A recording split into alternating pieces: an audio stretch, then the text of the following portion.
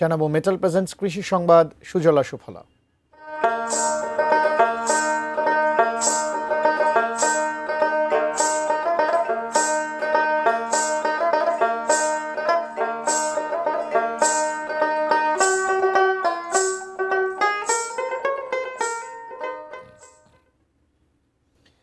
জেলা কৃষি আবহাওয়া তথ্য বোর্ডগুলো অকেজো, ব্যবহার না করায় নষ্ট হয়ে গেছে বৃষ্টি পরিমাপক যন্ত্র বা রেইন গজ মিটার। রক্ষণাবেক্ষণের অভাবে সৌর বিদ্যুতের প্যানেলও নষ্ট, ফলে কোনো সুফলই পাচ্ছেন না যশোরের ৭৭টি ইউনিয়নের প্রান্তিক কৃষকরা।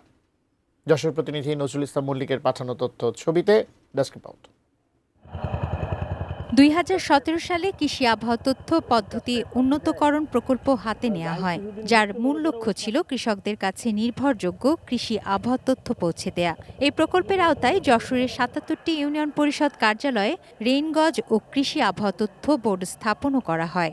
দায়িত্ব দেয়া হয় কৃষি সম্প্রসারণ অধিদপ্তরকে। প্রথম দিকে আগাম বৃষ্টিপাতের পরিমাণ, তাপমাত্রা, আর্দ্রতা, ঝড়ের পূর্বাভাস সহ জলবায়ু পরিবর্তনের মতো 10টি বিষয়ে তথ্য জানানো হতো কৃষকদের, যা অনুসরণ করে সুফলও পেতেন স্থানীয় কৃষকরা। তাদের অভিযোগ, দীর্ঘদিন ধরে তথ্য বোর্ডের দায়িত্বরত উপসহকারী কৃষি কর্মকর্তাদের কাছ থেকে কোনো তথ্য পাচ্ছেন না, ফলে আন্দাজ নির্ভর কৃষিকাজে ফিরে গেছেন তারা। কোনো সেবাই পায় না, আমরা আন্দাজ করি সবকিছু, কিন্তু আবহাওয়া সম্পর্কে তো আমাদের কিছু বলে না।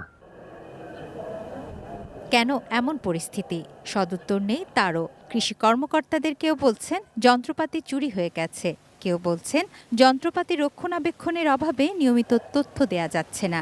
মাঝে মধ্যে আপডেট করে, হয়তো ভালো লাগার নাও করা থাকতে পারে, তো আমি তাদেরকে বলবো যে তারা যেন নিয়মিত আপডেট করে রাখে। কৃষি আবহাওয়া পদ্ধতি উন্নীতকরণ একটা প্রকল্প। এই প্রকল্পের মাধ্যমে আমরা কিন্তু ইউনিয়ন পর্যায়ে কৃষি আবহাওয়া কৃষকদের জানানোর জন্য একটা ব্যবস্থা ছিল।